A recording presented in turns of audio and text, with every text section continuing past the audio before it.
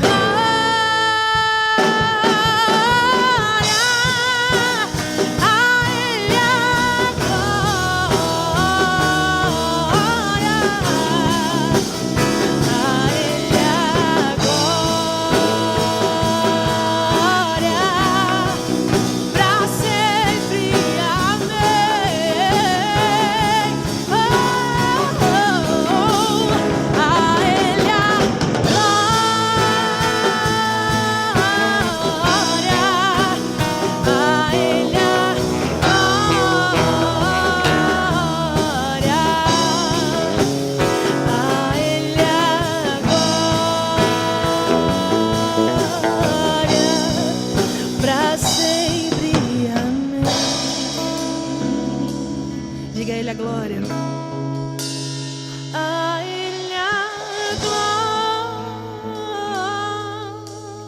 glória. A Ele a glória.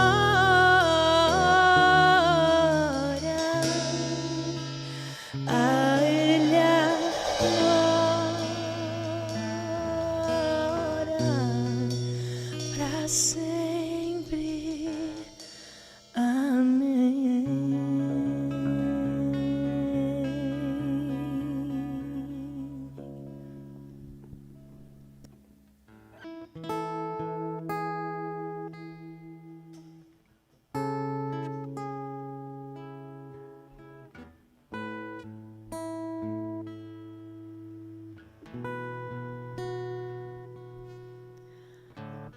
Eu não me canso de sentir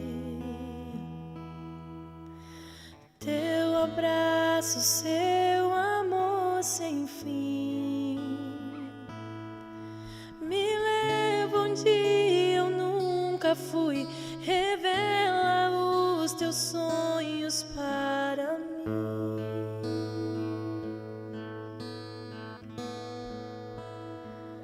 Eu correrei,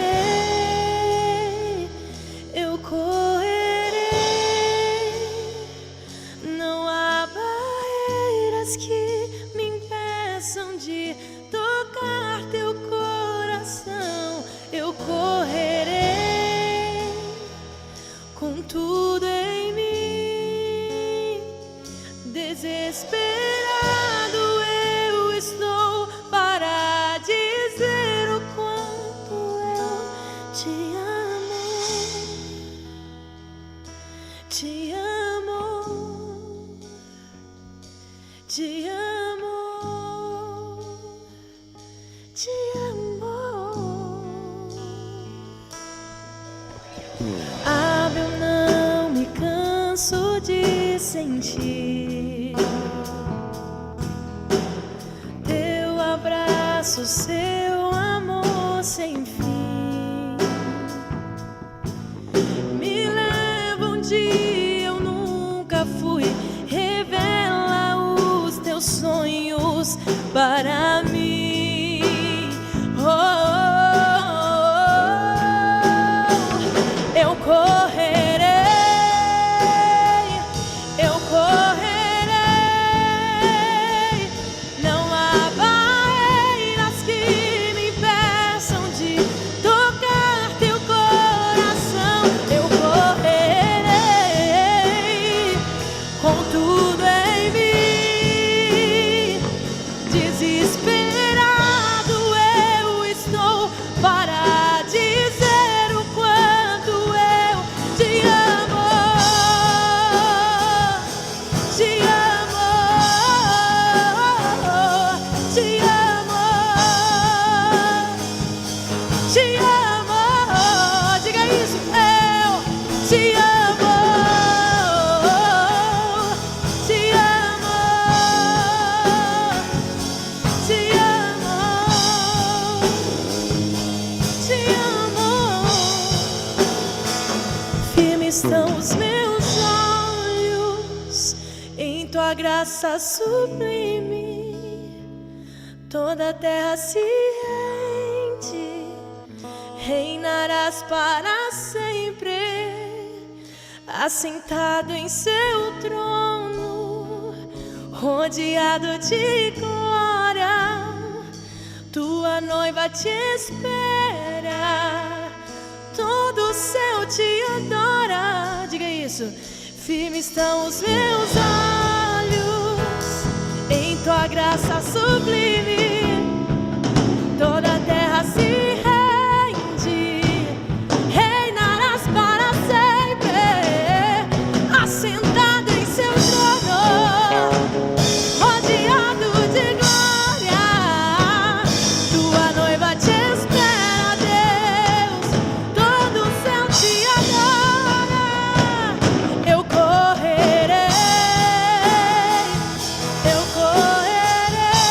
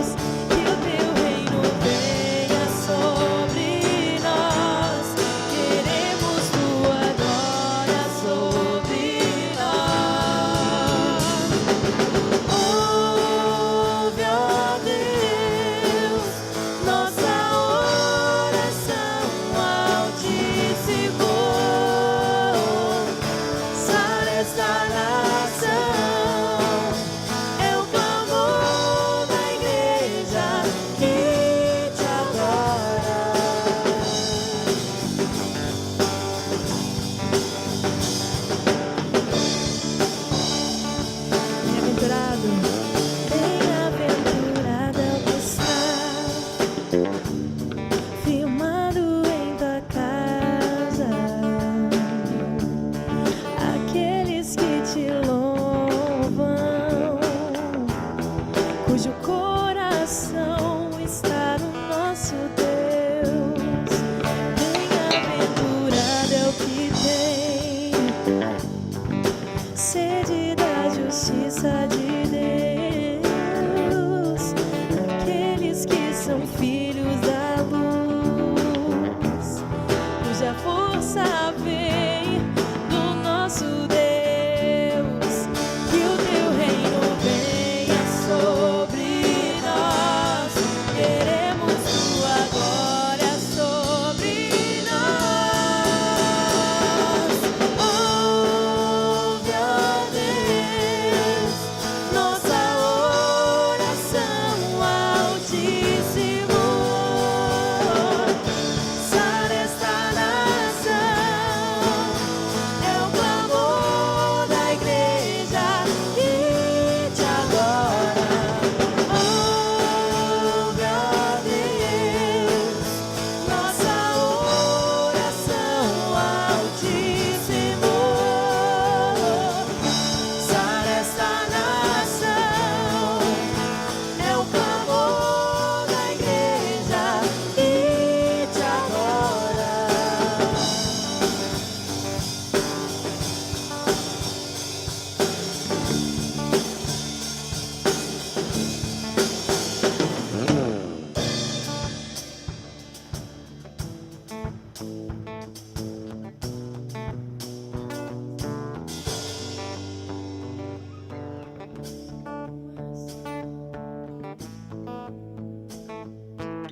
Diga que ele é santo.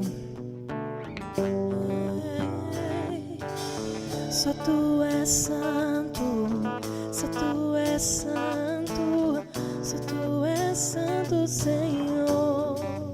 Eu sei, só tu és santo, só tu és santo, só tu és santo, Senhor. Eu sei, só tu és santo, só tu és santo, só tu és santo, Senhor. Eu sei, só tu és santo, só tu és santo, só tu és santo, Senhor. Ouve, ó Deus, nossa oração, Altíssimo.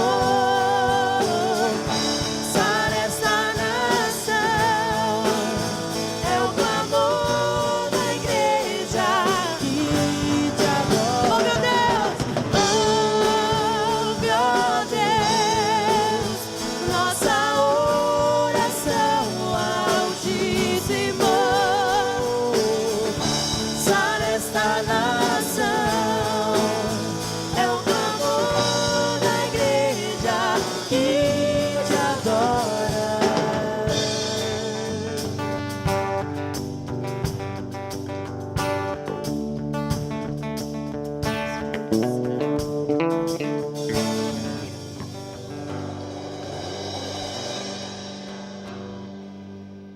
Bom dia, meu querido irmão, bom dia, minha querida irmã, bom dia você que nos assiste nesta manhã.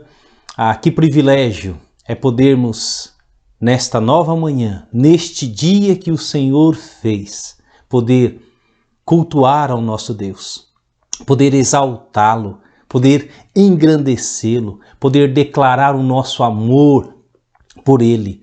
Como é bom estarmos juntos nesta manhã, e nesse dia também nós lembramos o Dia dos Pais, e eu gostaria de dar os parabéns a todos os papais neste ministério tão glorioso, tão importante, que Deus nos concedeu o privilégio de sermos pais. Eu gostaria de ler o Salmo 128, gostaria que você pegasse aí a sua Bíblia, acompanhasse a leitura da palavra de Deus. É muito importante que você acompanhe e que Deus fale ao seu coração através da sua palavra. Salmo de número 128, nós leremos este capítulo é curtinho e que Deus possa falar ao seu coração. Salmo 128 diz assim: bem-aventurado, bem-aventurado significa feliz, super feliz, aquele que teme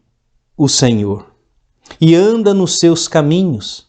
Do trabalho de tuas mãos comerás, feliz serás, e tudo te irá bem. Tua esposa, no interior de tua casa, será como a videira frutífera, teus filhos como rebentos da oliveira, à roda da tua mesa. Eis como será abençoado o homem que teme ao Senhor. O Senhor te abençoe desde Sião, para que vejas a prosperidade de Jerusalém durante os dias de tua vida. Veja os filhos de teus filhos, paz sobre Israel. E eu destaco aqui o versículo 4. Eis como será abençoado o homem que teme ao Senhor. Temer ao Senhor não é ter medo de Deus. Temer ao Senhor é reverenciá-lo, é adorá-lo, é reconhecer que Ele é Criador, que nós somos criatura, que Ele é digno de todo louvor, de toda honra e de toda glória, que Ele é o único Deus, vivo, verdadeiro, todo-poderoso, que se faz presente. Fazendo um acróstico com a palavra Pai, a letra P, poderíamos colocar o que é ser um pai? É ser um pastor.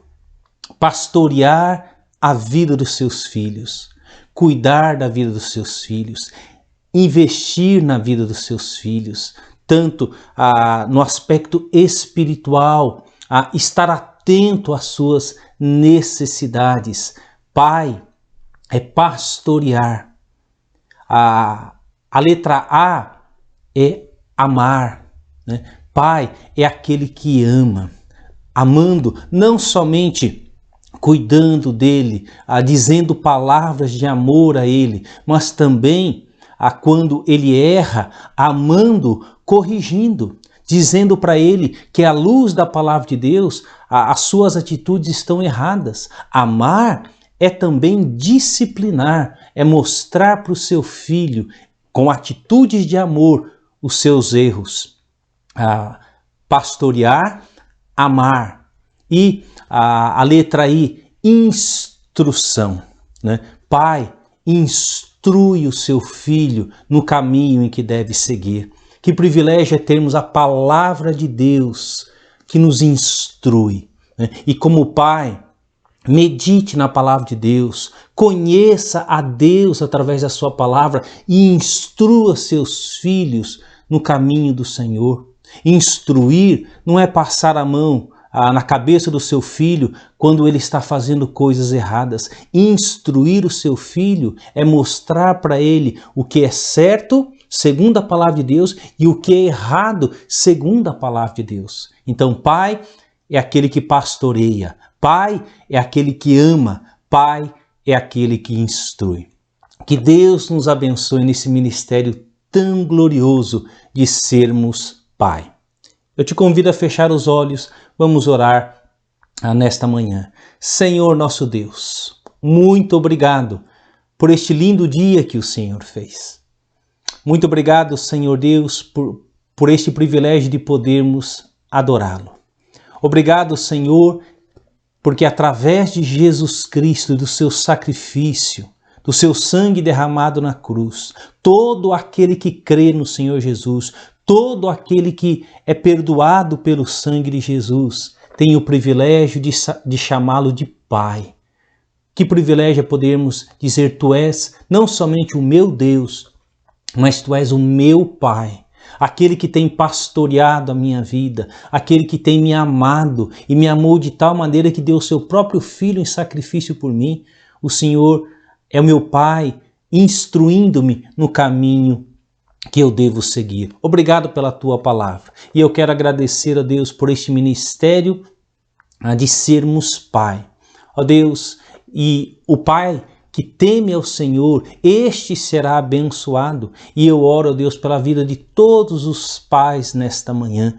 Ó Deus, que eles possam entender, ó Deus, o privilégio e a responsabilidade de ser pai, segundo aquilo que o Senhor nos deixou escrito na tua palavra. Ó Deus, em nome de Jesus, ajude os meus irmãos a pastorear, ajude os meus irmãos a amar os seus filhos, ajude os meus irmãos a instruir os seus filhos no caminho do Senhor. Ó Deus, muito obrigado. Ó Deus, nós te adoramos pelo privilégio de cantarmos louvores ao teu nome. Obrigado, ó Deus, por tudo que o Senhor tem feito, mesmo nesses tempos de pandemia, como o Senhor tem cuidado de nós, como o Senhor tem nos protegido, ó Deus, e mesmo que ainda não possamos estar reunidos presencialmente, ó Deus, o Senhor tem nos dado o privilégio, ó Deus, de gravar a mensagem da tua palavra, ó Deus, de poder abençoar tantas vidas que assistem, que ouvem, ó Deus, a mensagem da tua palavra. Fale ao nosso coração, nós pedimos em nome de Jesus Cristo, para a tua honra e glória. Amém, Senhor. Amém. Ela é da Ana Paula Valadão, e a primeira vez que eu ouvi essa música, eu pensei que o pai dela se chamava Adelair, porque essa música ela descreve o meu pai, e eu quero dedicá-la a ele. Ele não está aqui, mas graças a Deus as redes sociais param de chegar, e eu vejo na vida do Devair também essa canção, e o meu desejo, nós dedicamos ela para todos os pais aqui presentes, e o nosso desejo é que vocês sejam um exemplo e um espelho de Cristo para os seus filhos.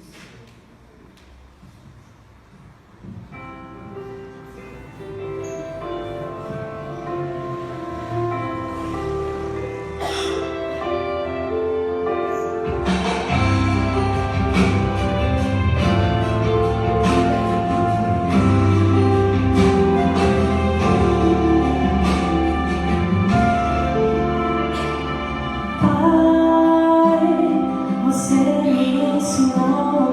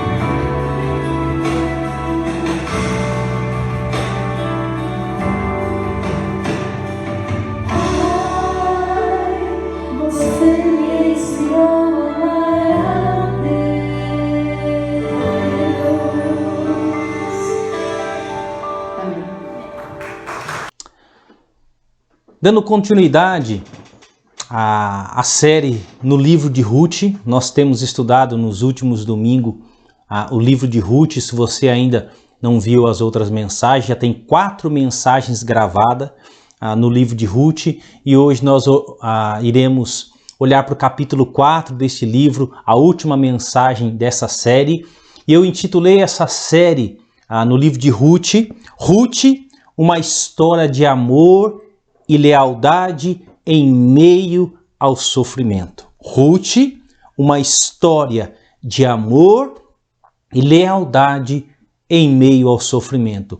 E é isso que nós temos visto ao estudarmos este livro, a cada um dos capítulos, havendo aqui mesmo em meio ao sofrimento que Noemi e a sua família passaram, nós vemos a lealdade, né? A palavra hebraica hesed, né? O amor leal de Deus para com Noemi, e também nós vemos isso de maneira muito clara, né? Na vida da nora de Noemi, Ruth, do seu amor leal para com a sua sogra. Então eu te convido a abrir no livro de Ruth e nós leremos o capítulo 4 deste livro e tirarmos algumas lições preciosas no encerramento desta série. E pensando também no Dia dos Pais, né? O que nós podemos aprender com o capítulo 4 sobre a importância de ser pai. Então acompanhe comigo a leitura. Eu estou lendo na revista atualizada, então leremos a partir do versículo 1 do livro de Ruth, capítulo 4. Diz assim: Boaz subiu à porta da cidade e assentou-se ali. Eis que o resgatador, de que Boaz havia falado, ia passando.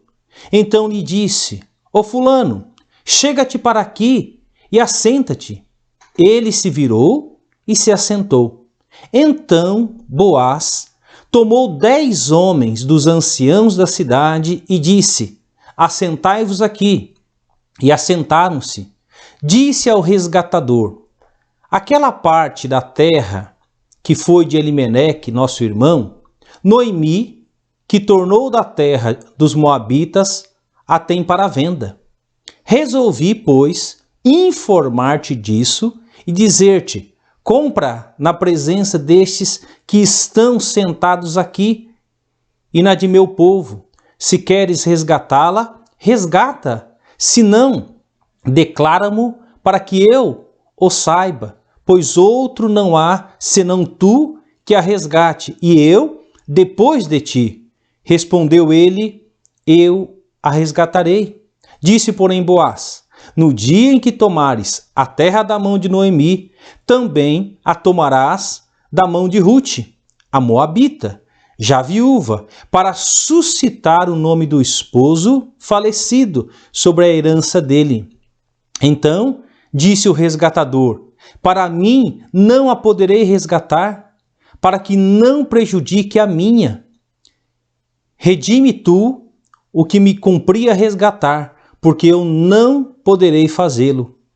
Este era, outrora, o costume em Israel, quando a resgatares e permutas, o que queria confirmar qualquer negócio, tirava o calçado e o dava ao seu parceiro. Assim se confirmava negócio em Israel. Disse, pois, o resgatador a Boaz: compra tu, e tirou o calçado. Então Boaz disse aos anciãos e a todo o povo: sois hoje testemunhas de que comprei da mão de Noemi tudo que pertencia a Elimeleque, a Quilom e a Malom. E também tomo por mulher Ruth, a moabita, que foi esposa de Malom, para suscitar o nome deste sobre a sua herança, para que este nome não seja exterminado dentre seus irmãos. E da porta da sua cidade, disto sois hoje testemunhas, todo o povo que estava na porta. E os anciãos disseram: somos testemunhas. O Senhor faça esta mulher que entra na tua casa, como a Raquel e como a Lia, que ambas edificaram a casa de Israel. E tu, Boaz, há de ter valorosamente em Efrata, e faze-te nome afamado em Belém. Seja a tua casa como a casa de Pérez, que Tamar teve de Judá, pela prole que o Senhor te der desta jovem. Assim tomou Boaz a Rute, e ela passou a ser sua mulher. Coabitou com ela, e o Senhor lhe concedeu que concebesse, e teve um filho. Então as mulheres disseram a Noemi: seja o Senhor bendito, que não deixou hoje de te dar um neto, que será teu resgatador, e seja afamado em Israel o nome deste. Ele será restaurador da tua vida e consolador da tua velhice, pois tua nora, que te ama, o deu à luz, e ela te é melhor do que 7 filhos. Noemi tomou o menino e o pôs no regaço e entrou a cuidar dele. As vizinhas lhe deram um nome, dizendo: a Noemi nasceu um filho, e lhe chamaram Obed. Este é o pai de Jessé, pai de Davi.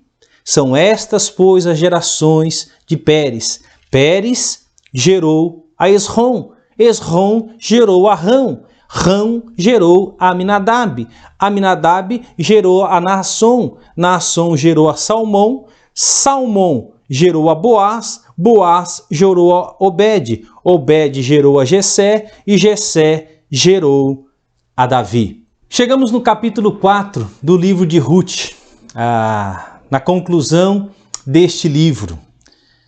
Quando nós olhamos para o capítulo 1 de Ruth, nós vemos que era um período de grande seca sobre a terra de Belém. E uma família, a família de Elimeleque e sua esposa Noemi, eles tinham 2 filhos, Malom e Quilion, e eles tomaram uma decisão de deixar Belém, a casa de pão, e para ir habitar ou morar em Moabe, né, fugindo da seca, né? E chegando lá em Moabe, o capítulo 1 descreve uma tragédia, né? Pouco tempo depois que eles chegaram nessa cidade para ali morar, o marido de Noemi, Elimeleque, ele veio a falecer. Então ela ficou viúva com seus 2 filhos, Malom e Quilion. Tempos depois, esses filhos se casaram com mulheres moabitas, né? Uma se chamava Orfa e a outra se chamava Ruth. Tempos depois, o que acontece, né? Os 2 filhos de Noemi, Malom e Quilion, também falecem, né? Sem deixar filhos, né? Nem para Orfa, nem para Ruth. E diante desse sofrimento, Noemi, além de sepultar o seu marido, ela sepulta os seus 2 filhos. Todo o dinheiro que ela trouxe, a família trouxe de Belém para Moabe, acabou ficando ela pobre. E foi nessa circunstância de profunda angústia, sofrimento, tristeza, que ela ouve falar que lá em Belém, a sua terra, Deus estava abençoando e havia prosperidade. Então ela toma uma decisão de voltar para Belém.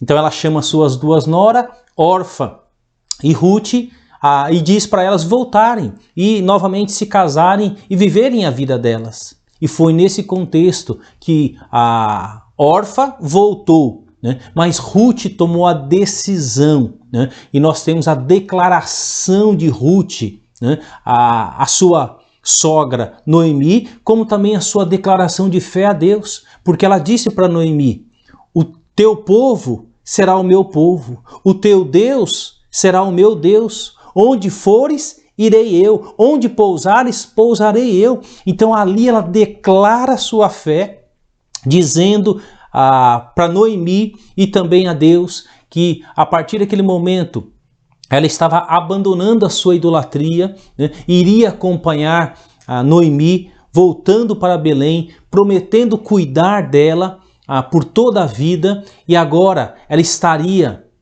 debaixo das asas do Senhor. Agora o Deus de Israel seria o seu Deus, o povo de Israel seria o seu povo. Então a gente vê isso no capítulo de número 1, depois o capítulo de número 2 vai descrever como a Ruth foi trabalhar e o cuidado de Deus, e chegamos aqui no capítulo de número 4. O capítulo 4 do livro de Ruth trata de 3 assuntos importantes.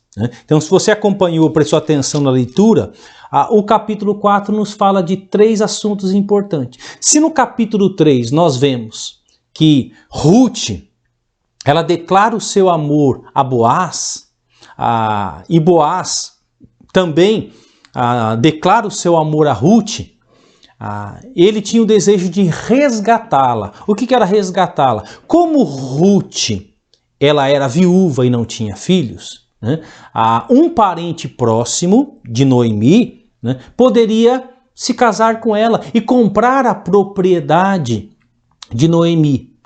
Então, mas antes de Boaz tinha um outro resgatador que era um parente também que tinha a prioridade.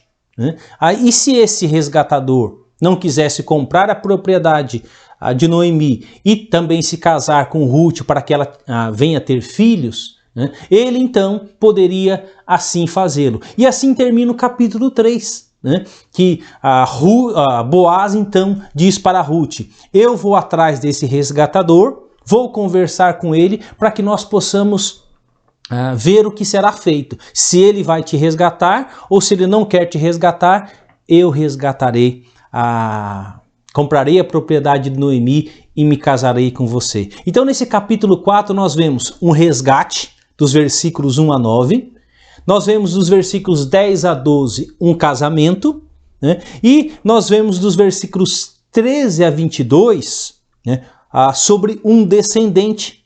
E nós vamos olhar para esses 3 aspectos: um resgate, um casamento e um descendente. Um resgate. Então nós lemos aqui no capítulo 4, dos versículos 1 a 9, o capítulo 4, versículo 1, começa dizendo assim: Boaz subiu à porta da cidade e assentou-se ali. Eis que o resgatador de que Boaz havia falado ia passando. Então lhe disse: ô fulano, chega-te para aqui, assenta-te. Ele se virou e se assentou.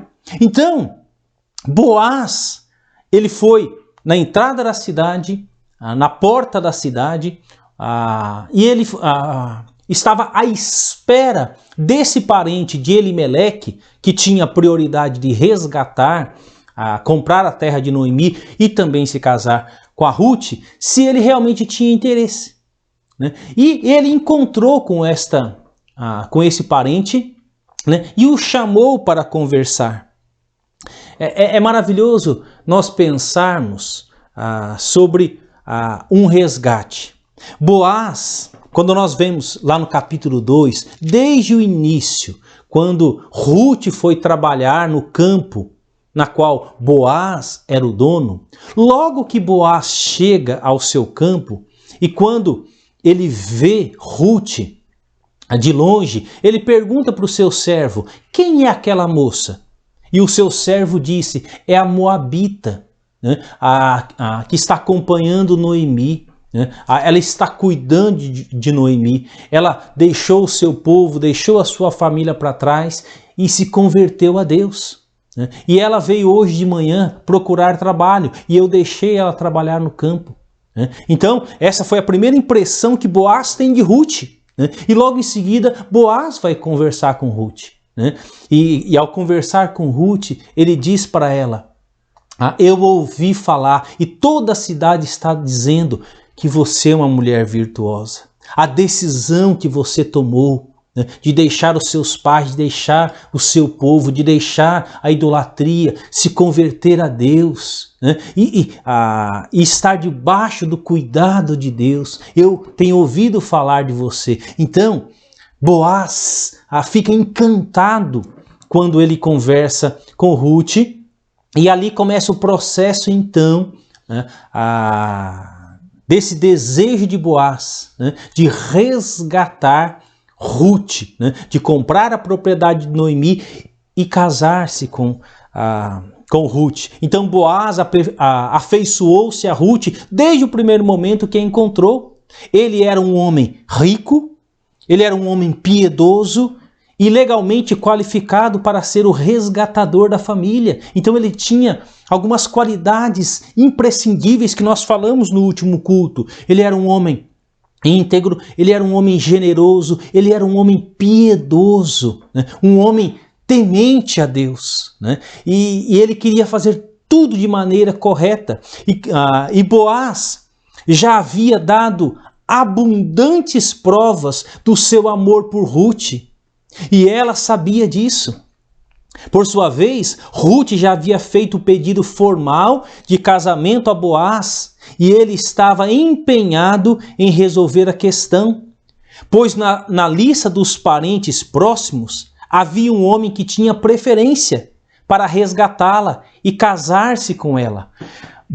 O interesse de casar-se com Ruth não era somente de Boaz, mas também de Ruth para com Boaz.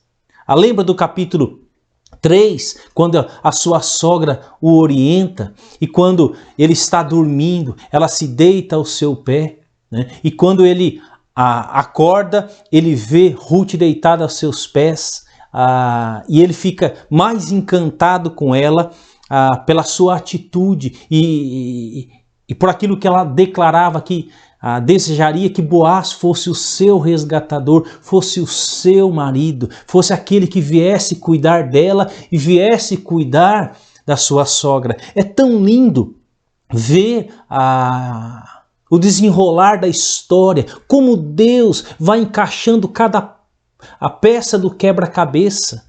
Muitas vezes nós não entendemos os propósitos de Deus. Se você olhar para o capítulo 1, você fala, mas por que Deus tem permitido tudo isso, todo esse sofrimento? Mas a gente vê de maneira clara como Deus vai cuidando dos detalhes. Olha alguns aspectos interessantes que me chamaram a atenção ao olhar para os versículos 1 a 9. Primeiro, Boaz tem pressa, né? Boaz assentou-se à porta da cidade esperando encontrar-se com ele, com esse parente próximo. Boaz é um homem decidido, resolvido e tem pressa para agir. Ele não adia aquela decisão. Ele tem todo o interesse do mundo em desembaraçar-se para consumar o seu projeto de casar-se com Ruth. Então, Boaz é um homem que tinha uma convicção no seu coração. Ele tinha uma decisão, eu preciso conversar com esse parente para saber se realmente há interesse da parte dele em comprar a terra de Noemi e se casar com Ruth, porque se não houver interesse da parte dele, eu o farei, né? Então, é tão lindo ver esse aspecto na vida de Boaz. Sabe, meus queridos, isso me faz pensar. Você tem pressa para resolver as situações na sua vida? Tem situações que precisam de urgência. E muitas vezes muitas pessoas vão empurrando os problemas com a barriga, deixando para resolver depois. E esse problema muitas vezes está tomando uma proporção muito grande. Boaz, ele queria resolver aquela situação. Ele não queria ficar ansioso, angustiado com aquela situação, e logo que Ruth se declara para ele, e ele se declara para Ruth, ele tomou a decisão de resolver aquele problema.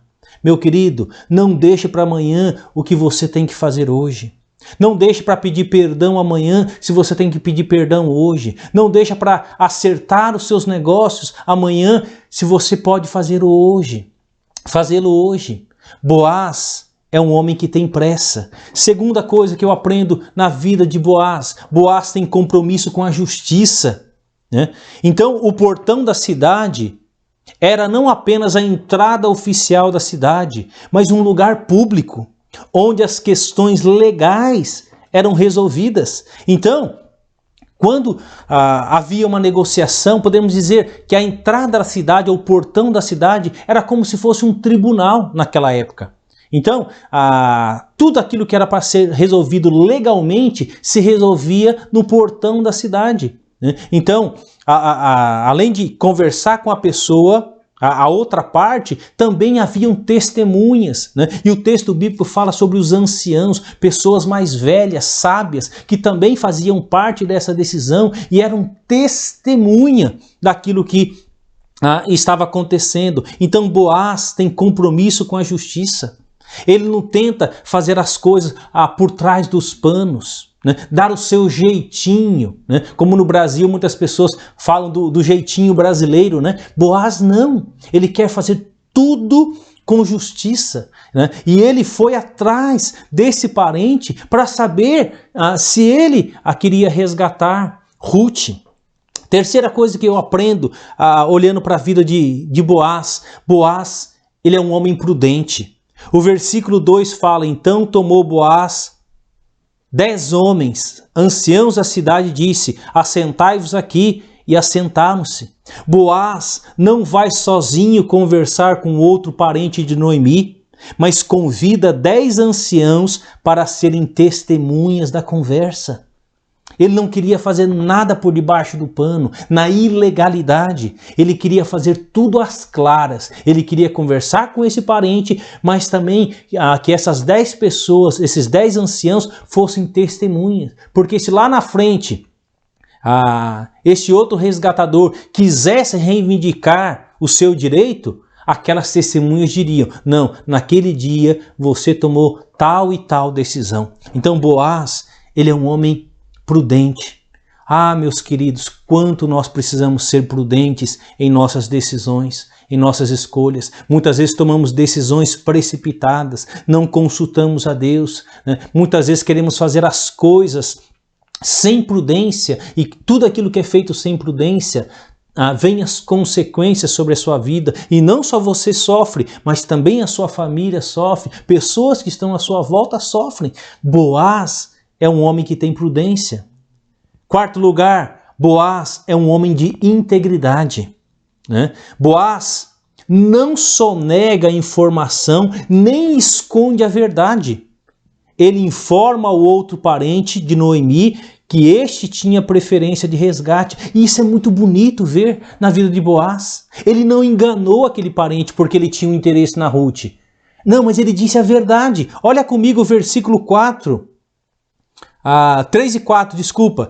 Disse ao resgatador: aquela parte da terra que foi de Elimeleque, nosso irmão, Noemi, que tornou da terra dos Moabitas, a tenha para venda.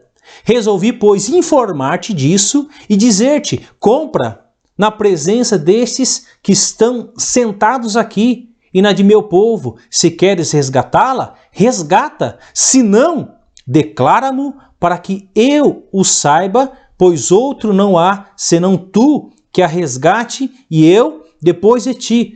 Respondeu ele: eu a resgatarei. É lindo ver a integridade de Boaz.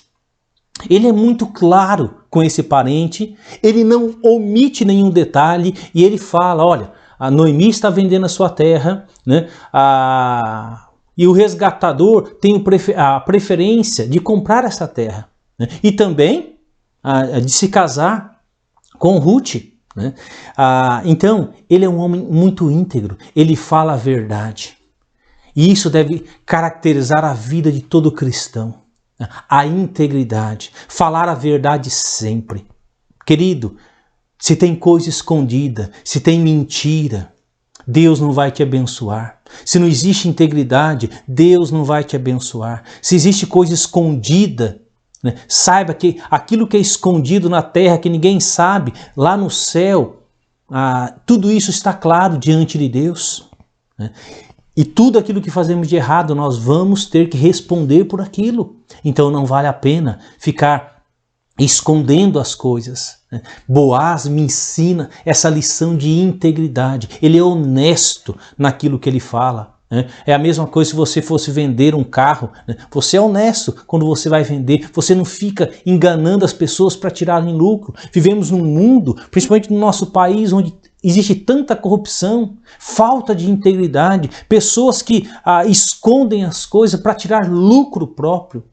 Querido, você pode tirar vantagem por um tempo, mas saiba que a justiça vai acontecer cedo ou mais tarde. mesmo que não seja a justiça dos homens, vai ser a justiça de Deus. E essa justiça ninguém escapa. Embora o próprio Boaz estivesse interessado em fazê-lo, não criou mecanismos ilícitos para ludibriar o outro, nem tentou subornar os anciãos para colocar o seu nome na frente da lista. Integridade moral era uma marca distintiva de Boaz. Ele não tentou barganhar, ele não usou de mecanismos ilícitos, ele não tentou subornar. Né?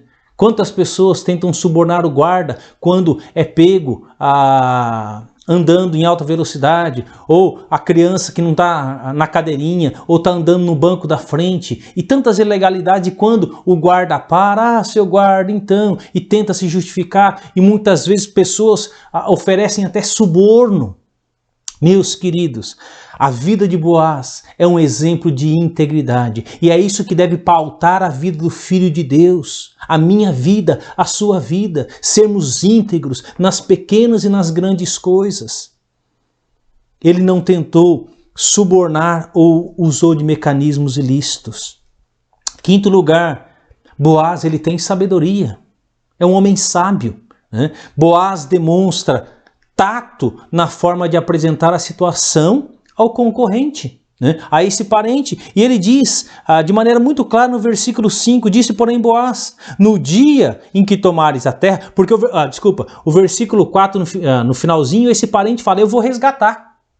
Aí Boaz, no versículo 5, ele fala, disse porém Boaz, no dia em que tomares a terra da mão de Noemi, também a tomarás da mão de Ruth, a Moabita, já viúva, para suscitar o nome do esposo falecido sobre a herança dele. Então disse o resgatador, para mim não a poderei resgatar, para que não prejudique a minha ou a minha família, né? Redime tu o que me cumpria resgatar, porque eu não poderei fazê-lo. É muito claro, Boaz ele usou de sabedoria. O homem estava pensando, por ser resgatador, que ele teria direito só sobre a terra. Mas Boaz disse para ele, ok, não é somente a terra que você tem direito, mas também você como resgatador terá que se casar com Ruth e terá que dar filhos a Ruth.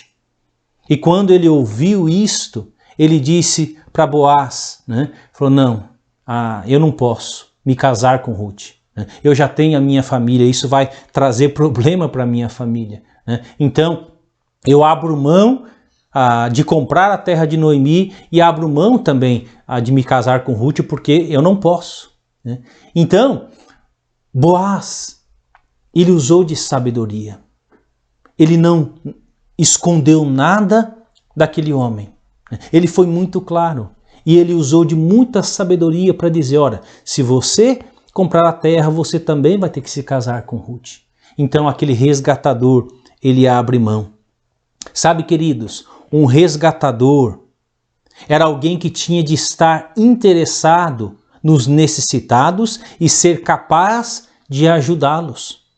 De igual forma, devia estar pronto a se sacrificar para fazer isso. Não se tratava de uma obrigação, mas sim de um ato de amor. Então, aquele que iria resgatar, cumprindo aquilo que Deuteronômio 25 dizia na sua palavra, era um ato de amor, era um ato de sacrifício, porque Noemi era uma mulher pobre, Ruth era uma mulher pobre, né? A propriedade que Noemi tinha, né? Ela não tinha condições de cuidar da sua propriedade, né? Então ela precisaria de alguém, de um parente próximo, né? Que pudesse vir cuidar dessa propriedade e cuidar da sua família. Não era somente cuidar da propriedade, era cuidar da família. Era alguém que deveria estar interessado e ser capaz de ajudá-los. Né? De igual forma, devia estar pronto a se sacrificar e fazer isso. Né? E Boaz, ele estava disposto a fazer isso. Ele não somente queria comprar a terra de Noemi, mas ele queria cuidar de Ruth e de Noemi. Né? Então, isso era um ato sacrificial, era uma atitude do resgatador. E fazendo um paralelo sobre o resgatador com Jesus Cristo, A palavra de Deus nos fala que Jesus é o nosso resgatador. Jesus Cristo, por amor, Ele deu a sua vida. Jesus Cristo sofreu o castigo. O Senhor Jesus derramou o seu sangue naquela cruz para nos resgatar da condenação eterna. Eu e você que somos pecadores, eu e você que merecemos o inferno, eu e você que éramos escravos do diabo. Nós fazíamos parte do império das trevas. E através do sacrifício de Jesus Cristo, e todo aquele que crê em Jesus Cristo, como seu único e suficiente Salvador, ele é resgatado das trevas para a luz. Da mesma forma, Boaz estava resgatando Noemi e Ruth, daquela situação de pobreza, dizendo: agora vocês são meus, eu vou cuidar de vocês com todo o meu amor. E Jesus Cristo nos resgata por causa do seu amor. Ele nos tira das trevas e nos traz para a luz. Agora somos filhos de Deus, podemos chamar a Deus de nosso Pai. É lindo essa figura, fazendo um paralelo entre Boaz, entre Jesus Cristo, que é o nosso resgatador. Sexto lugar, Boaz tem zelo com a legalidade. A decisão de resgatar as terras de Noemi tem dois procedimentos legais. Primeiro, a desistência formal do outro concorrente com a cerimônia de tirar o calçado. Então, o concorrente, o que eles faziam naquela época? Se eu não tenho interesse, eu tiro o meu calçado, a minha sandália e dou, né, para outra pessoa que quer resgatá-la. Era o costume daquela época. Então, eles fizeram tudo dentro da legalidade. Segundo lugar, o tirar a sandália é a confirmação da compra das terras de Noemi diante de testemunhas. O versículo 9 fala: Então Boaz disse aos anciãos e a todo o povo: sois hoje testemunhas de que comprei da mão de Noemi tudo que pertencia a Elimeleque, a Quilion e a Malom. Então, vocês são testemunhas.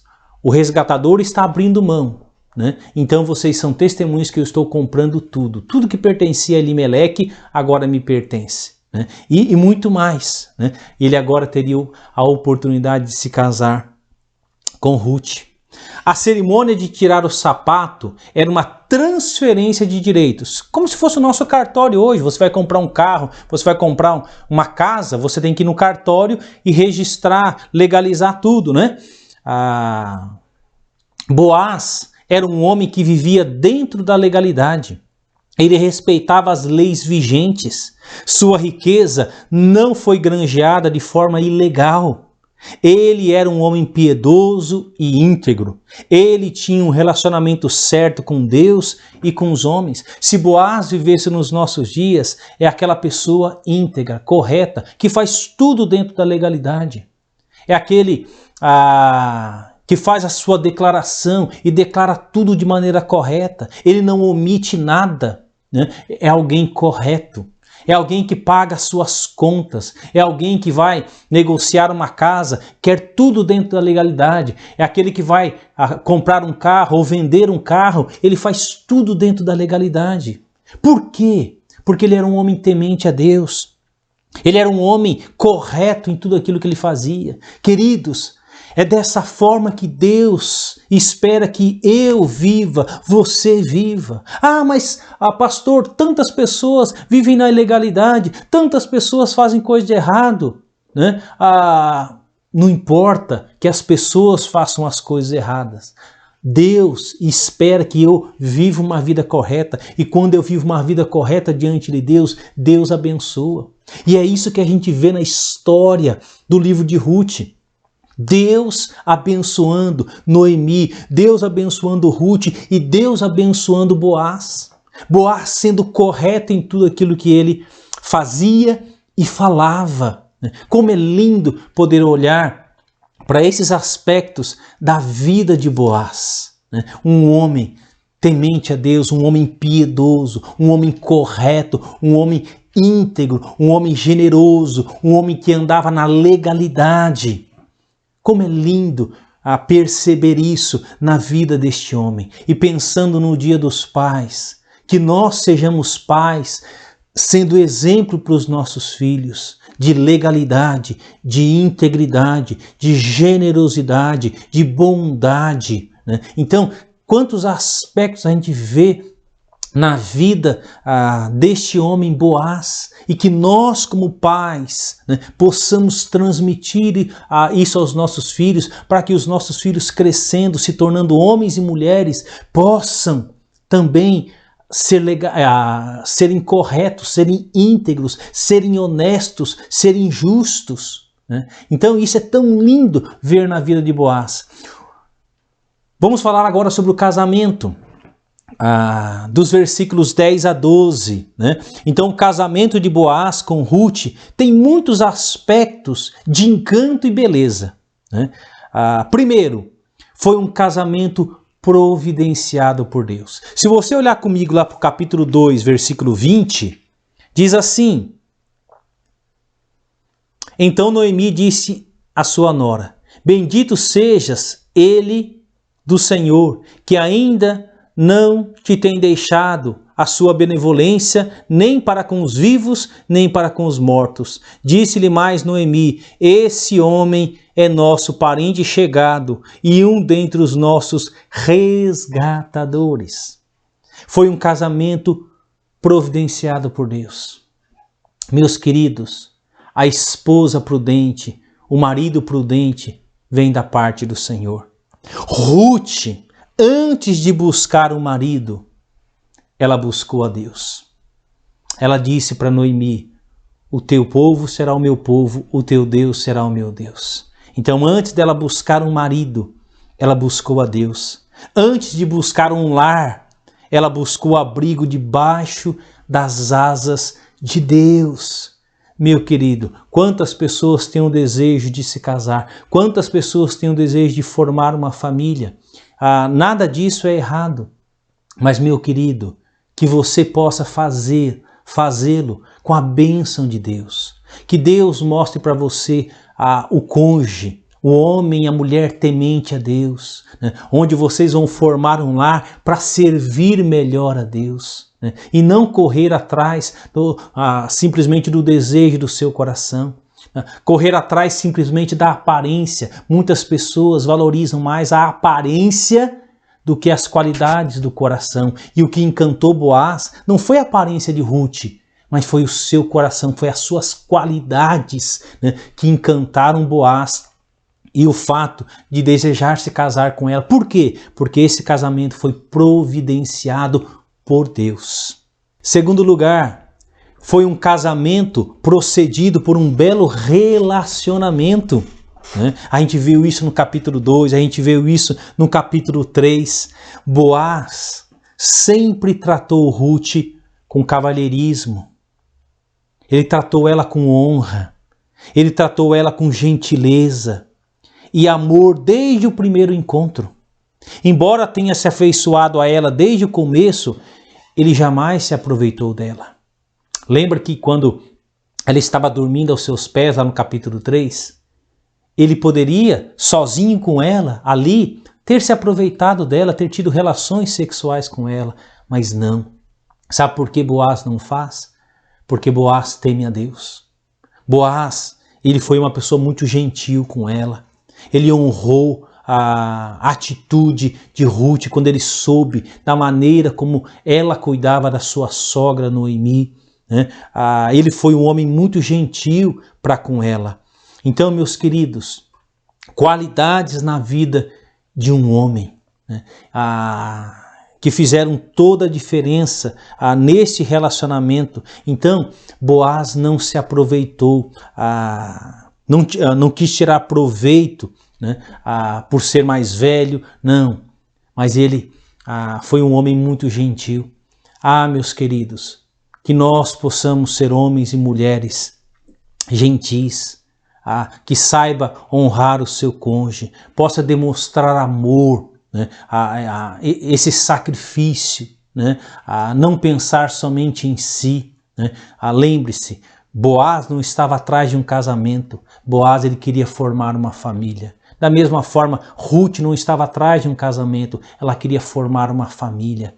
E ela queria ter um homem, né, que fosse temente a Deus. Né? E Deus preparou Boaz, e assim preparou Ruth para Boaz. Então foi um casamento procedido por um belo relacionamento. Não era um relacionamento interesseiro.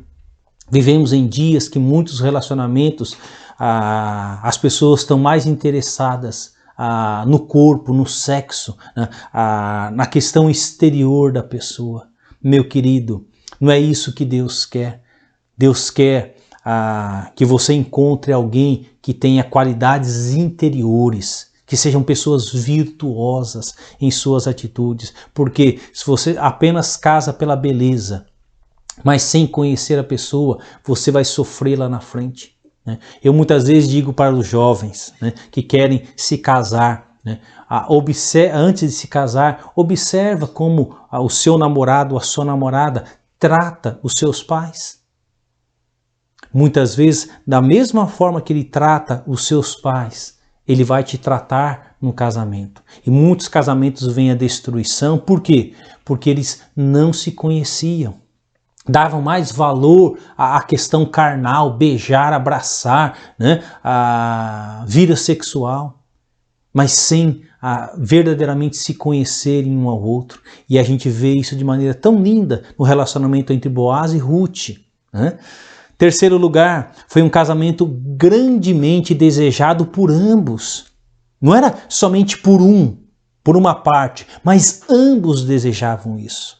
Ambos queriam que a bênção de Deus pudesse aprovar esse relacionamento. Ambos queriam estar debaixo das asas de Deus e ser conduzido por Deus nessa decisão.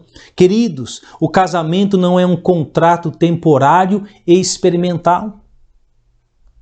É uma aliança para a vida toda. Não é sensato ir para o casamento com indecisão e insegurança. Meu querido, se você está indeciso, se você está inseguro, não se case. Porque se você levar essa insegurança, essa indecisão para o casamento, você vai sofrer. A outra pessoa vai sofrer. Muitas vezes, como pastor, tenho que aconselhar. Muitas vezes, pais aconselham seus filhos e muitas vezes os filhos estão cegos de amor, né? e não querem dar ouvidos a seus pais, não querem dar ouvidos muitas vezes à liderança espiritual e lá na frente sofrem as consequências. Então, o casamento não é um contrato temporário ou experimental, como muitas pessoas hoje fazem. Mas diante de Deus é uma aliança para a vida toda, é até que a morte nos separe. Então, se você não está disposto a viver até que a morte te separe, então não se case. Porque o propósito de Deus é até que a morte nos separe. Quarto lugar, foi um casamento apoiado pela família. Havia apoio familiar. Isso você pode ver no capítulo 3. Né? De maneira muito clara, havia o apoio de Noemi, né? a sogra de Ruth. A Ruth não se casa com Boaz contra a vontade de Noemi. Sua sogra é sua conselheira e ela é a sua discípula. O casamento de Ruth com Boaz é alvo de oração e de regozijo na família. Então, a alegria. Eu me lembro quando, depois de 7 anos de oração, eu pedi a Tânia em namoro, né? Houve alegria por parte dos meus pais quando eu compartilhei com os meus pais. Os meus pais já sabiam do meu sentimento pela Tânia. E também houve alegria por parte dos pais da Tânia, que também já me conheciam. E o seu Adelair, ele era o meu discipulador. E quando nós começamos a namorar, houve alegria, houve a bênção por parte dos nossos pais. Antes de namorarmos, conversei com os pais da Tânia. Nós fomos conversar com os nossos pais e tivemos a bênção deles. Como isso é gostoso, como isso é importante.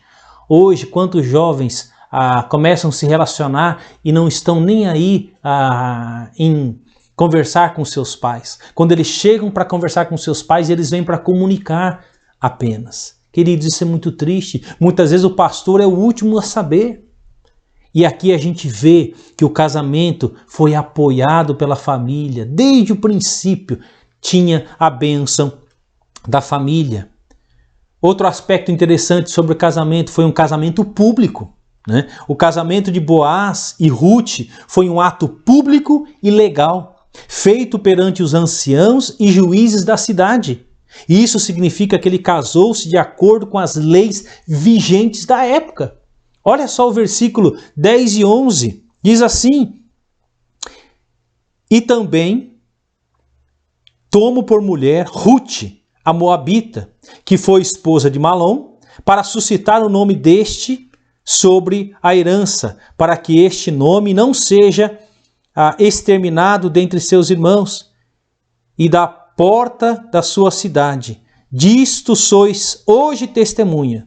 Todo o povo que estava na porta e os anciãos disseram: somos testemunhas. O Senhor faça a esta mulher que entra na tua casa, como a Raquel e como a Lia, que ambas edificaram a casa de Israel, e tu, Boaz, ate valorosamente, ou haja valorosamente em Efrata, e faze-te nome afamado em Belém. Então, foi um casamento público. A liderança, aquele povo testemunhou aquele casamento, e havia alegria por parte do povo.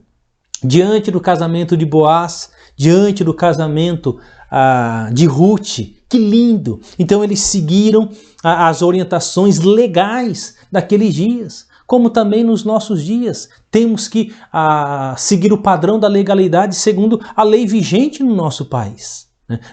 Você não pode simplesmente juntar o pano, vamos morar juntos, né?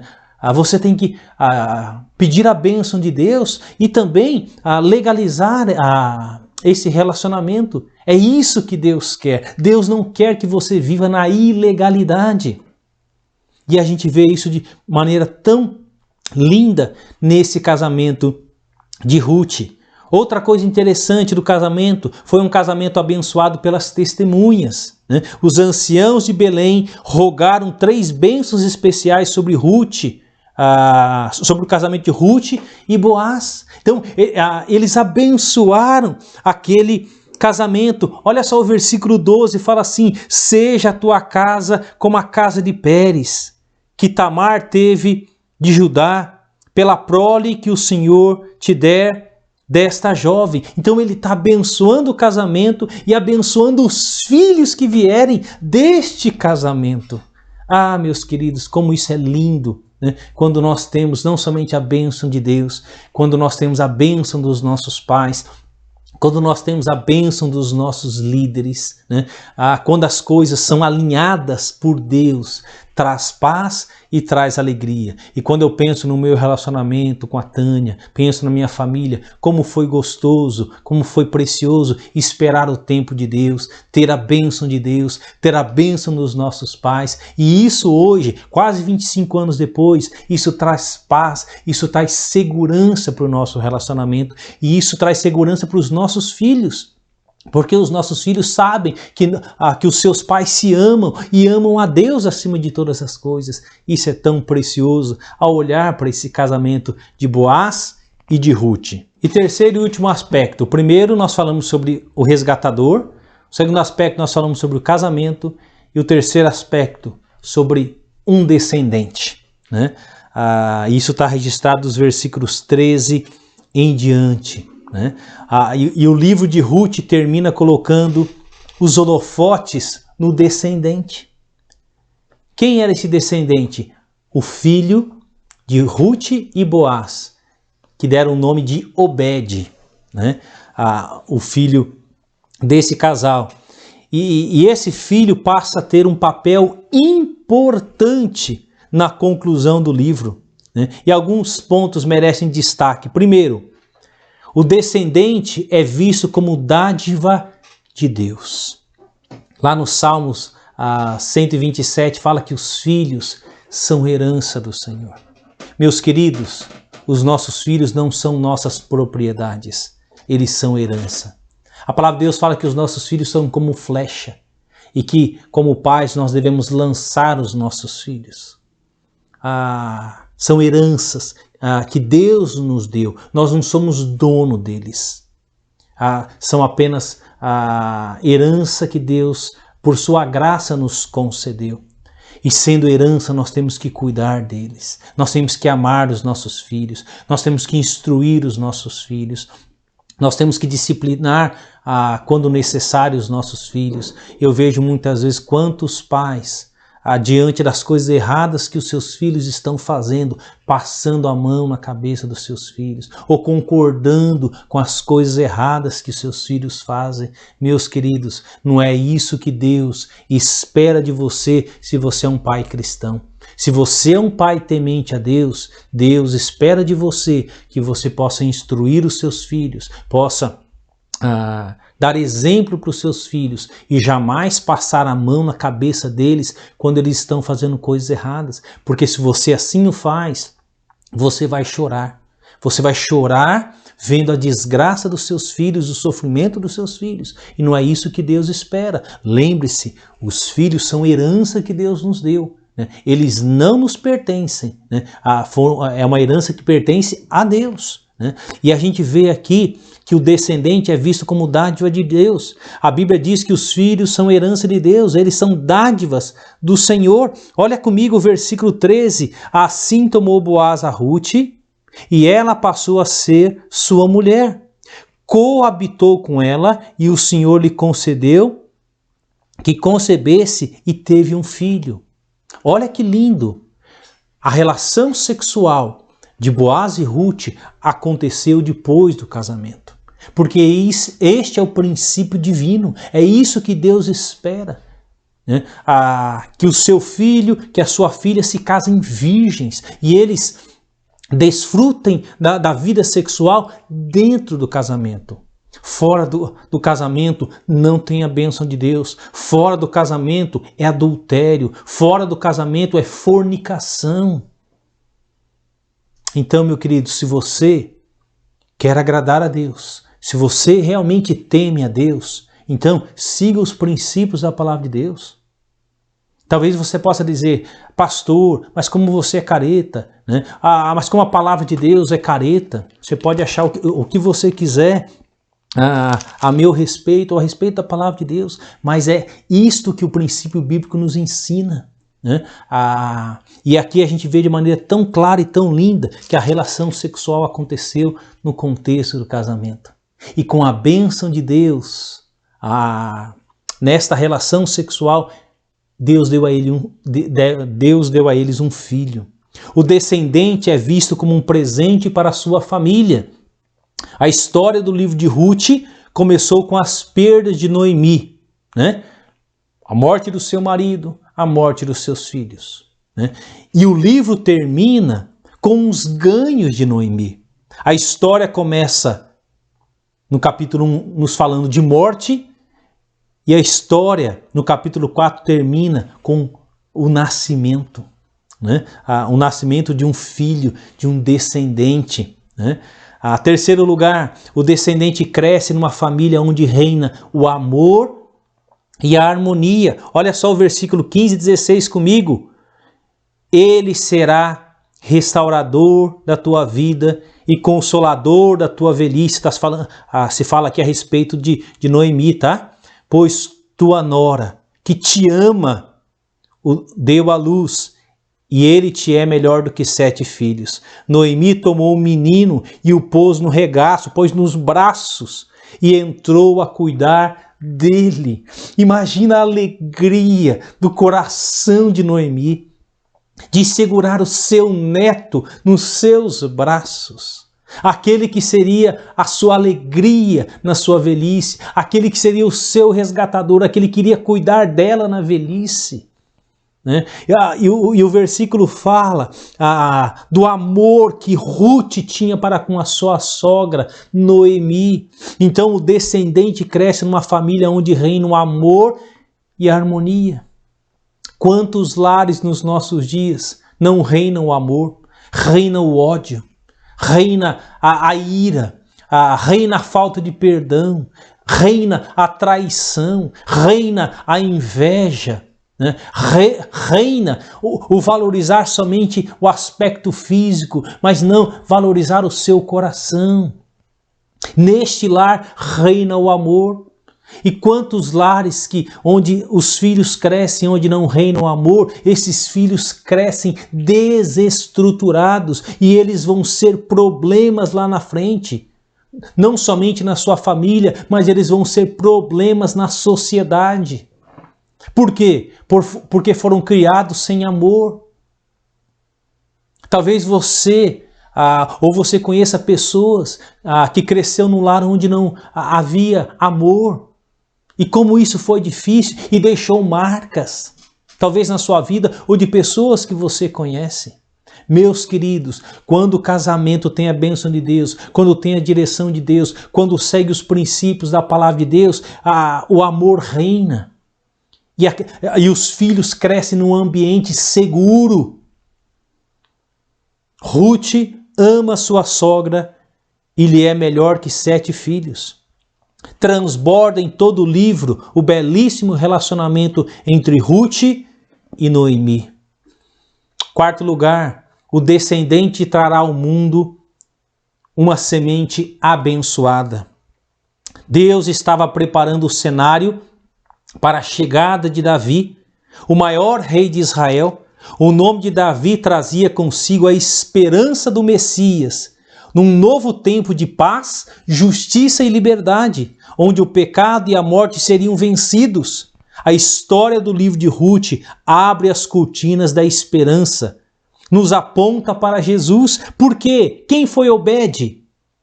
Olha comigo, o versículo 17. As vizinhas lhe deram o nome dizendo: a Noemi nasceu um filho e lhe chamaram Obed. Este é pai de Jessé, pai de Davi.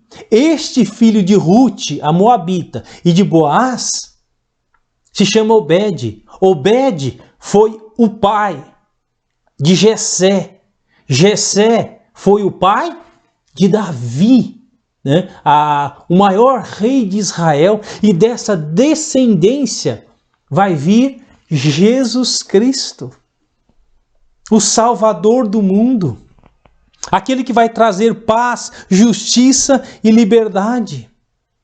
Meus queridos, a bênção de Deus foi derramada sobre a vida de Ruth. Esta mulher que decidiu abandonar a idolatria, abandonar o pecado, se converter a Deus, viver debaixo das asas de Deus. O povo de Israel seria o seu povo, o Deus de Noemi seria o seu Deus. E quando ela toma essa decisão, Deus derrama da sua graça, da sua bênção, prepara a ela um marido íntegro, justo, generoso. E como fruto desse relacionamento, eles têm um filho chamado Obed. Obed é o pai de Jessé. Obed é o avô de Davi e ele faz parte da descendência quando lá na frente vai nascer Jesus Cristo. Sabe, meus queridos, para nós concluirmos, para aqueles que não têm fé, a história de Ruth poderia ser vista apenas como uma história de uma viúva de sorte. Mas Ruth não teve sorte. Ruth tinha algo muito mais certo do que a sorte. Ela tinha sobre a sua vida a mão de Deus, a bênção de Deus sobre a vida dela. As coisas boas que acontecem conosco não resultam de sorte na vida, mas de uma mão soberana, poderosa e gloriosa, que atua sobre mim e sobre você, sobre aquele que crê, sobre aquele que teme a Deus, sobre aquele que quer viver em integridade, em generosidade, em amor. Aí sim a boa mão de Deus está sobre a sua vida. Mas se você quer viver na ilegalidade, na mentira, na prostituição, na falta de perdão, você não vai provar da boa mão de Deus sobre a sua vida. Então, meu querido, se arrependa. Abandone os seus pecados e volte-se para Deus. Creia em Jesus Cristo, creia no sacrifício de Jesus Cristo, creia no seu sangue derramado naquela cruz. Jesus Cristo, Ele quer ser o seu resgatador. Ele quer te resgatar das trevas e trazer para a luz. Jesus Cristo quer te resgatar, te livrar da condenação eterna no inferno. Ele quer te dar uma vida eterna. João 3,16 fala, porque Deus amou o mundo de tal maneira que deu o seu Filho unigênito para que todo o que nele crê não pereça, mas tenha vida eterna. Ele te ama, mesmo sabendo a história da sua vida. Ele conhecia a história da vida de Ruth, uma mulher idólatra, que não conhecia Deus, mas quando ela decidiu entregar a sua vida a Deus, Deus começou a abençoar a vida daquela moça e da sua família. Mesmo na pobreza, Deus preparou um marido rico, generoso, íntegro, fiel, que a amou, que a resgatou, que se casou com ela e como fruto nasceu um filho chamado Obed, que é o pai, que é o avô de Davi e que faz parte da genealogia de Jesus Cristo. Esta é a graça de Deus. Então, meu querido, se arrependa dos seus pecados, abandone a sua vida errada, se volte para Deus, se coloque debaixo das asas de Deus, não deixe para amanhã o que você pode fazer hoje, dê um basta à vida errada que você está vivendo, diga não ao pecado, acerte a sua vida, peça perdão, creia em Jesus Cristo de todo o seu coração e experimente da vida abundante que Deus tem para a sua vida. O dia é hoje, se ouvir da sua voz, não endureça o seu coração. Se arrependa dos seus pecados e creia em Jesus Cristo. Eu tenho experimentado isso na minha vida, no meu casamento, na minha família. Como é precioso ser cuidado pela boa mão de Deus. Como é precioso poder crescer num lar onde existe amor, poder ensinar para os nossos filhos as verdades da palavra de Deus, para que eles sejam homens de Deus. E eu oro para que Deus prepare para eles esposas, mulheres de Deus também, virtuosas, para que eles possam honrar e glorificar a Deus. O melhor ainda está por vir. Esta é uma gloriosa verdade a seu respeito se você anda com Deus. O melhor ainda está por vir. Esta é uma gloriosa verdade a seu respeito se você anda com Deus. O capítulo 1 falava de morte. O capítulo 4 fala de vida, né? Um nascimento, um descendente. Como é maravilhoso ver a graça de Deus e as peças do quebra-cabeça se encaixando perfeitamente. Esse é o nosso Deus. 1 Coríntios 2,9 fala: nem olhos viram, nem ouvidos ouviram, nem jamais penetrou em coração humano o que Deus tem preparado para aqueles que o amam. 1 Coríntios 2,9. O melhor de Deus ainda está por vir. Feche seus olhos, vamos orar. Querido Deus, obrigado por esta série, ó Deus, no livro de Ruth, uma história de amor e lealdade em meio ao sofrimento. E como é lindo poder orar para a conclusão deste livro, Senhor, e ver a mão do Senhor abençoando. Ó Deus, fazendo de Boaz o resgatador. O casamento dele com Ruth, tendo a bênção do povo. Ó Deus, o descendente Obed, que foi o avô de Davi e que fez parte da genealogia de Jesus Cristo.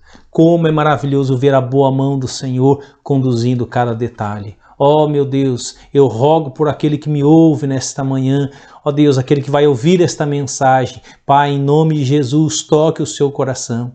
Ó Deus, que se arrependa, Senhor Deus, dos seus pecados. Abandone a sua vida errada, Senhor Deus. Deixe a mentira, deixe o roubo, deixe a idolatria. Deixe a prostituição, Senhor, e se volte para o Senhor e queira viver uma vida que agrada ao Senhor. Eu oro por aqueles que desejam se casar, Senhor, que eles consultem ao Senhor, que busquem uma esposa, um marido que seja temente ao Senhor, que queira glorificar o nome do Senhor.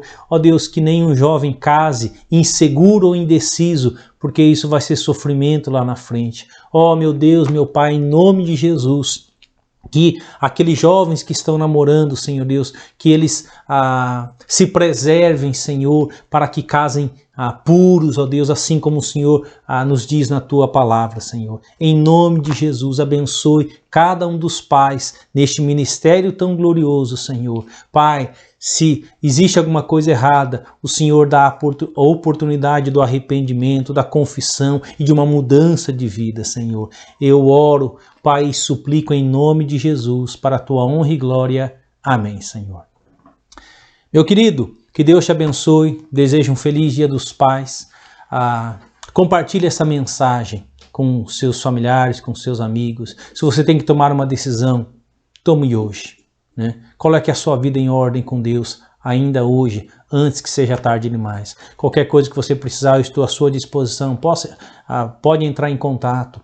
Tenho orado diariamente por cada um dos queridos. Curta a nossa página, compartilhe, participe das programações da igreja, priorize, isso é muito importante. Em breve voltaremos com os cultos presenciais e eu estarei informando a data certinho e como será o procedimento desta volta também.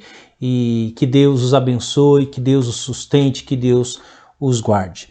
Nós vamos ouvir agora uma música especial e de um vídeo que eu vi. Deixa Deus falar e ministrar ao seu coração através dessa música. Que Deus te abençoe, uma boa semana. Os sonhos de Deus são maiores que os meus.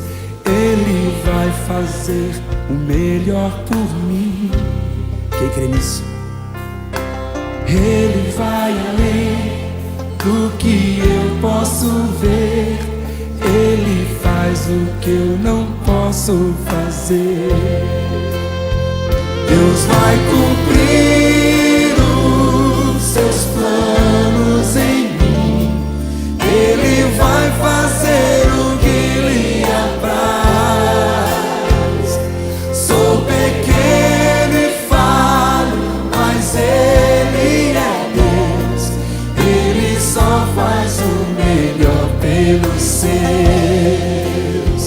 Deus vai cumprir os seus planos em mim. Ele vai fazer o que lhe apraz. Sou pequeno e falho, mas Ele é Deus. Ele só faz o melhor pelos seus. Quem crê na promessa do Senhor aí? Dê um amém bem forte. Aleluia.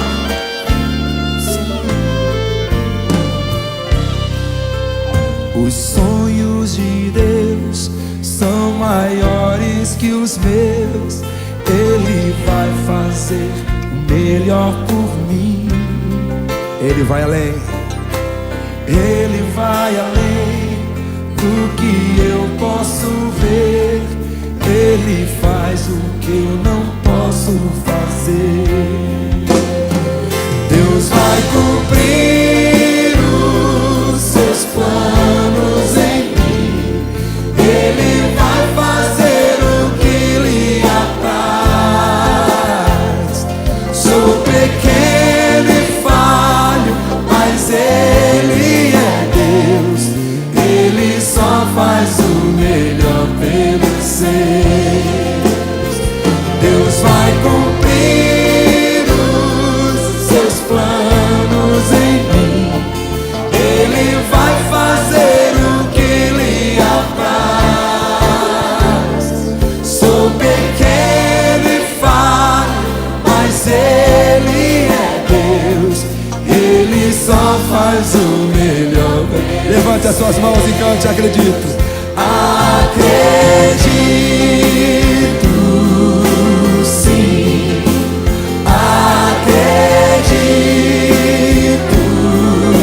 sim, acredito, sim, que Deus vai fazer o impossível em meu viver. Acredito, acredito, sim,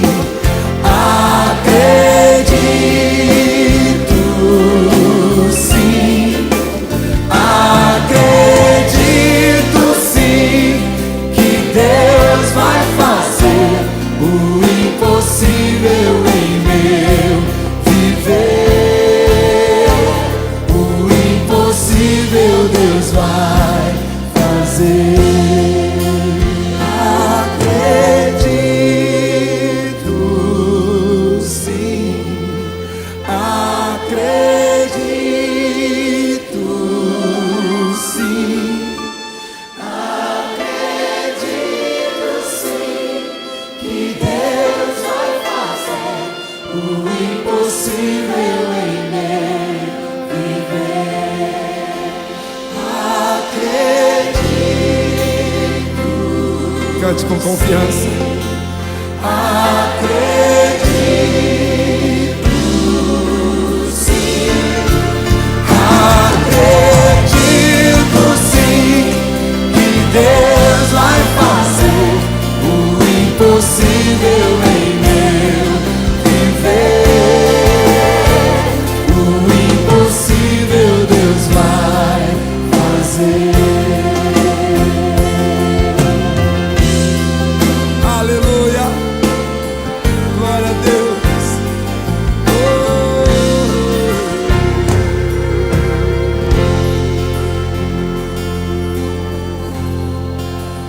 Aleluia. Glória a Deus. Fique em pé, meu querido. Glória a Deus. Você que crê nos sonhos de Deus para a tua vida, ovacione seu santo nome. Aleluia. Abra sua mão assim para você ser ministrado agora.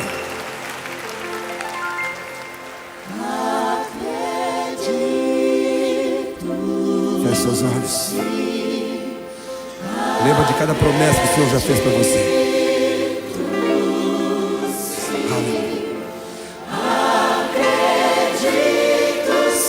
Aleluia. Glória a Deus. Mais uma vez. Aleluia. Glória a Deus.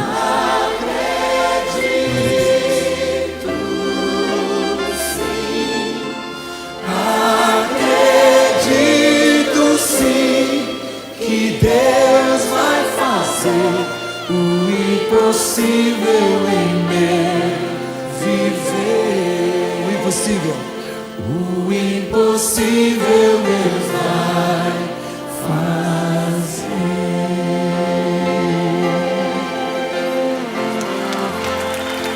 Aleluia. O possível você faz. O impossível Deus faz por você. Aleluia.